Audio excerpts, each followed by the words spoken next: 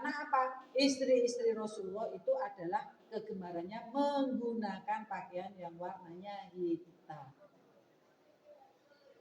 Oh iya, iyalah orang praktek kemarin. Saya juga ngeliat terus, tak lihat gitu. Ya, ini, ya. Bagaimana? Masih oke mau menggunakan pakaian putih? Ya, oke kalau longgar. Kemudian dalamannya hitam, ya. Itu persyaratannya seperti itu. Jangan sampai seperti akuarium. Ya. Kalau sampai seperti akuarium itu mesake bapake. Ya, karena apa? Ekrom itu 3 hari nyawang sing koyo ngono kuwi. Propas terus, kasihan Bapak. Gitu, ya. Jangan mikirkan diri kita sendiri, orang lain juga harus dipikirkan. Jangan kita itu menjadi propasnya orang lain, ya. Jangan kita terus menjadi sesuatu yang menyebabkan orang lain itu berdosa. Masang DP, sing raine moblong-moblong glowing, cepret, pasang. Itu kan pasang mah juga membuat orang lain, oh, Bu Umi toh iki. Ayu ora ayu Ini yang saya maksud begitu. Hati-hati kita ini, kasihan orang lain. Kasihan orang lain. Jangan membuat orang. Next, kita lanjutkan. Terus ini kemarin pertanyaan, bagaimanakah ekromnya wanita yang sedang haid? Next, kita lanjutkan. Ya, kalau wanita sedang haid, kemudian itu harus berikrom. Umpamanya gini, penjenengan kita ngambil tamato, kita itu berangkat di gelombang awal, kita masuk Madinah dulu. Kita masuk Madinah dulu, itu mikot kita kan di Bir Ali seperti kemarin praktek. Nah, kemudian pada saat di Madinah itu keadaannya menstruasi. Ya. Keadaan menstruasi, maka bagaimanakah ikromnya tatkala itu? Penjenengan tetap harus berikrom mulai dari Bir Ali. Tetap, karena apa? Karena gelombang 1 itu mikotnya dari Bir Ali. Kalau nanti penjenengan jatuh berangkatan di akhir, itu gelombang 2 namanya. Itu di atas Yalamlam. Menurut Indonesia ada yang mengatakan di King Abdul Aziz. Itu nanti tergantung dari KBI. Tapi biasanya paling aman adalah ini di atas Yalamlam.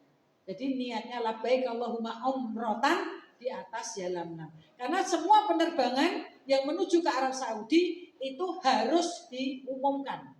Bapak Ibu sekalian yang terhormat, kita sudah sampai di atas Yalamlam. Itu sebelumnya sudah disampaikan dulu sebelumnya. Kita setengah jam kemudian kita akan sampai di Yalamlam. Mohon Bapak Ibu sekalian yang mengambil mikot bersiap-siap. Pramugari ini cerita begitu, tapi ini bukan suara pramugari. Kurang lembut. Kemudian sampai di atas Yalamlam. Bapak Ibu sekalian yang terhormat, kita akan sampai di atas Yalamlam. Mohon Bapak Ibu sekalian yang mengambil mikot di atas Yalamlam, mohon disegerakan. Nah, dikasih tahu itu wajib. Jadi wajib. Jadi tidak ada persoalan Yalamlam kemana? Nanti ada apa-apa. Dan itu biasanya nanti KBIA sudah akan menyiapkan. Kalau kita jatuh jadi gelombang 2, ya ini itu. Kemudian tetap melaksanakan penjelasan ikhram di mikot, hanya tidak boleh melaksanakan tawaf. Next, kita lihat selanjutnya.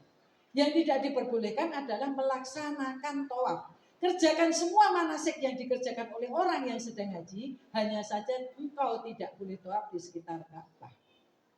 Jadi jenengan tetap mengambil mikot di Bir Ali kalau dari Madinah, kalau gelombang 2 nanti di atas Yalamlam atau King Abdul Aziz. Tetap nanti semua melafalkan labbaik Allahumma umrotan, jenengan juga harus labbaik Allahumma umrotan. Nek jenengan ndak niat, damai seekor kambing. Karena jenengan lepas dari tempat mikot makani, jenengan tidak niat. Nah kemudian sampai di Mekahnya nanti bagaimana?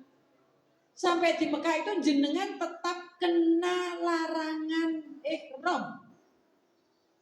Temennya sudah sampai Mekah, kemudian tawaf ifadah, kemudian melaksanakan sa'i tahallul. Jenengan tidak, jenengan harus tetap menjaga ihram sampai suci.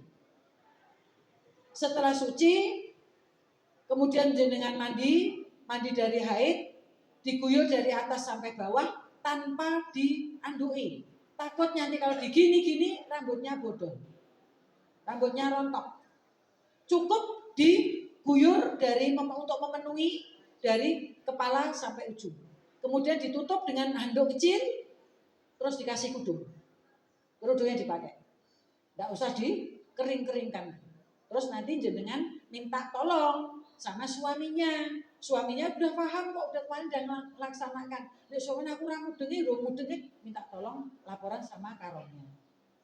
Apa karunnya? Nanti bisa suaminya niat tawafnya tawaf sunnah, jenengan tawafnya tawaf umroh. Itu karena kan pertama umroh niatnya itu.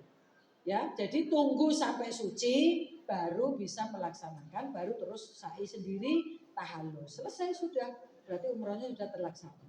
Seandainya terjadi seperti itu.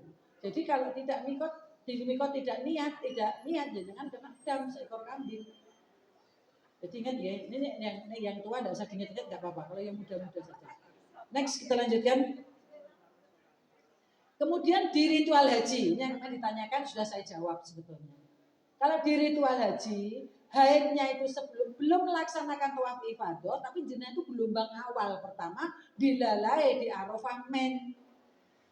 Padahal harus segera pulang. Lah bagaimanakah melaksanakan tawaf ifadah? Bagaimana melaksanakan sa'i? Padahal itu rukun haji. Maka ini ada dua pendapat menurut Syekh Utsaimin. Makanya saya katakan, kalau harus segera kembali ke tanah air, ya, kemudian dia tidak bisa melaksanakan apa-apa kecuali harus melakukan hajinya min tawaf ifadah, tidak sah. Maka ini menyumbat darah haidnya, kemudian pakai sotek dan segera melaksanakan tawaf.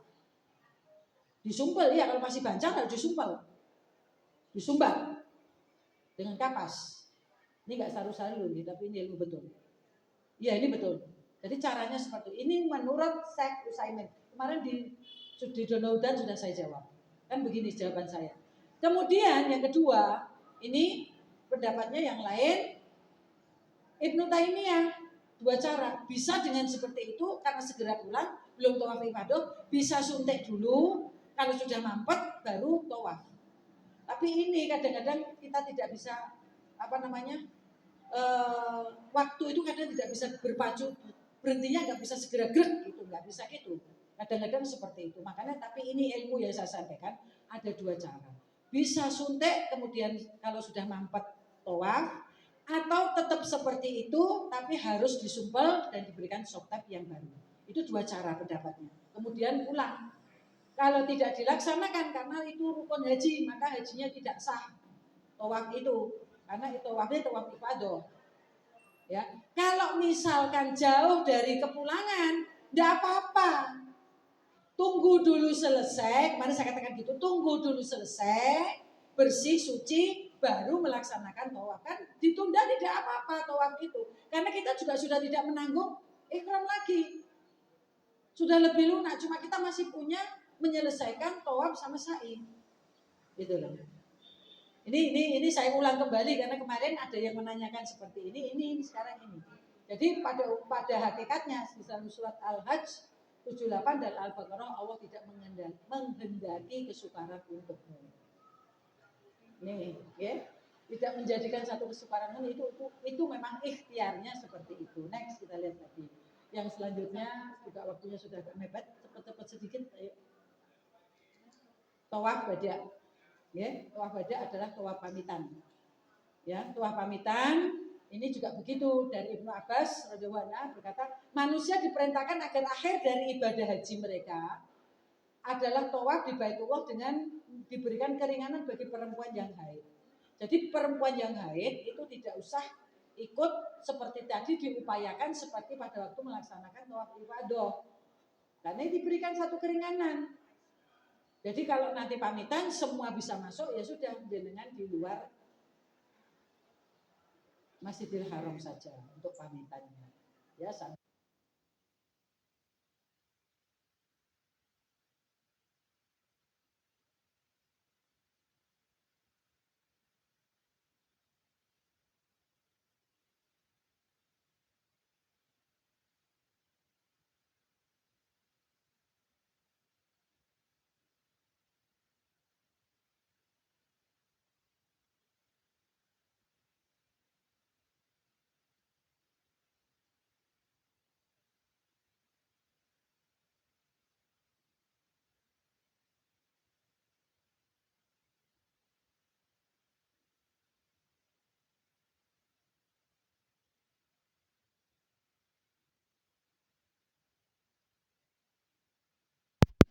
namanya di luar tanah haram daripada satu tapi dilakukan di ini untuk hati-hatinya seperti itu.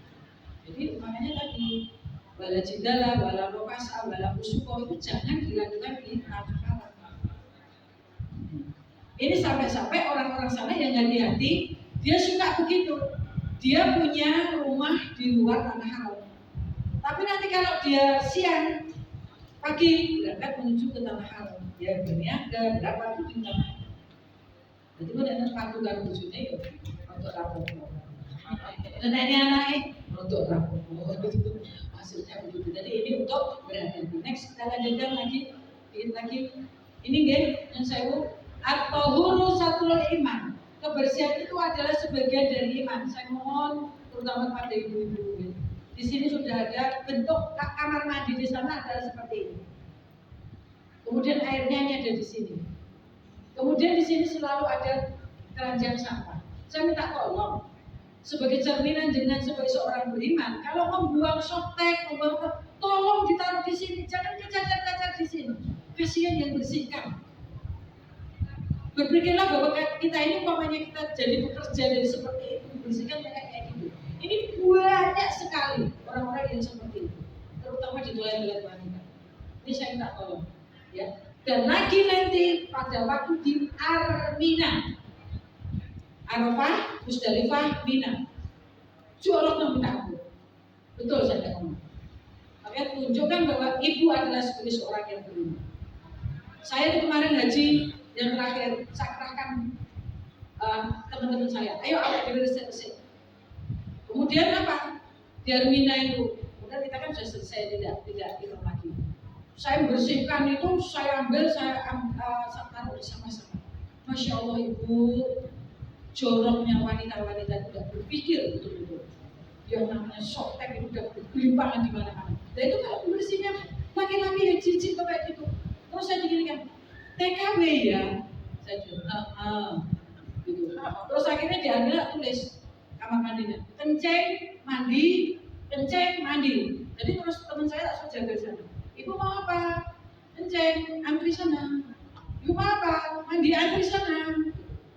Itulah saya minta tolong. Bawalah besok kalau ke Armina itu kresek-kresek kecil untuk membuang yang kayak gitu. Ya tolong, saya tolong dibantu. Karena selama 3 hari tidak ada yang membersihkan kamar mandi. Oke, hati-hati. Nah ini yang penting saya sampaikan. Untuk bersuci di pesawat, ya, ibu, saya mohon maaf. Untuk penjenengan berangkat, saya sarankan tidak menggunakan celana seperti penampilan tadi.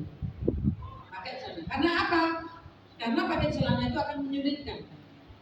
Kamar mandi pesawat itu kecil, tidak banyak air. Ya. Kemudian penjenengan kalau menggunakan celana itu nanti tolong tanya bapak, mana kira-kira kebelet pipis, nganggo sarung karo celana penak ndi? Sarung, pasti bapak bilang sarung, karena penak karek buka terus turun gitu. Ya. Kalau ibu ini saya mohon maaf, kalau kecil nanti ini cara menggunakan toilet di pesawat ini. Kita kan nggak tahu, orang 460, tadi habis itu bapak, depannya bapak yang pipis, kemudian dia tinggal ngecur ketok, nyiprat di sini. Dia nggak tahu juga kalau sampai pipisnya nyiprat di sini. Maka kalau untuk ibu kan berduduk tuh, prosesnya ini kan akhirnya dipakai duduk tuh. Ini penjenengan itu ambil tisu di sini ada, di sini bisa di sini juga ada. Ini dilap pakai tangan kiri, dilap dulu bibirnya ini biar kering.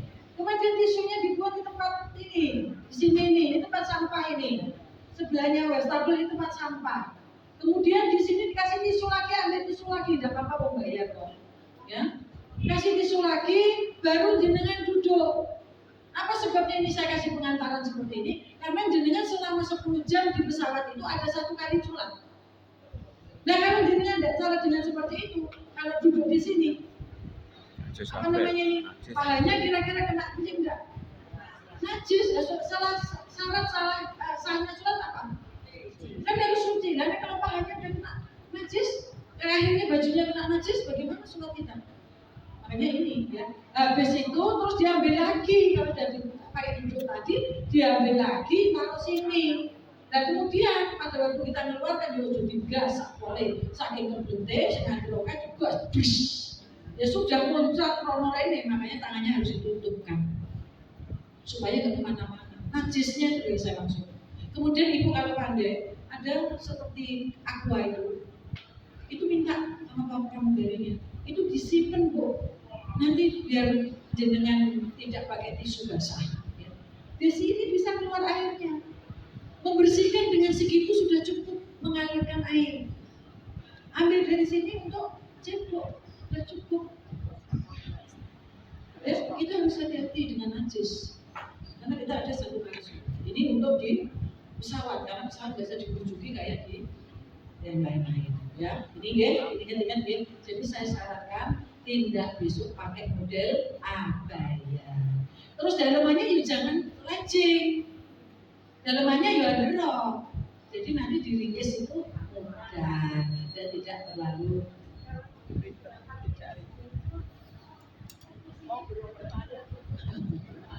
ya enggak. Insya Allah tidak. Karena coba jangan bayangin nanti ini saya coba di latihan deh. Nanti kamar mandinya segini, terus ogah-ogah, nyoplok lecing, ya, nyopot lecing, terus kemudian terus kebelet tipis. Itu kira-kira mancur orang. Ya, adem sisa libur tuh. Nah itu bahayanya begitu. Makanya ya ini saya sampaikan karena berkaitan dengan sangi. Kalau enggak, aku enggak mau menyampaikan itu. Bukan aku selalu next yang terakhir. Ini adalah kesukaan wanita. Ya. Apa ini Bu? Iya itu. Ini larangan betul Bu. Asa atau azam kita menggapai haji mabrur kapan begini ini sudah tidak ada. Terusak nanti dengan ini. Ya. Terus lagi kepalsuan yang dibuat oleh wanita agar dipuji oleh lelaki. Wanita itu cantik. Wah, inilah banyak yang gitu. Habis haji langsung bengesan. Hilangkanlah ya egomu. Itu adalah sudah digambarkan dalam Iqra. Iqra adalah ibaratnya melucuti semua yang ada. Jadi keaslian yang berharga dari dirimu daripada yang berdagang dengan kepalsuan semacam ini. Ya, inilah next. Kita lihat lagi. Nih, belajar. Saya besok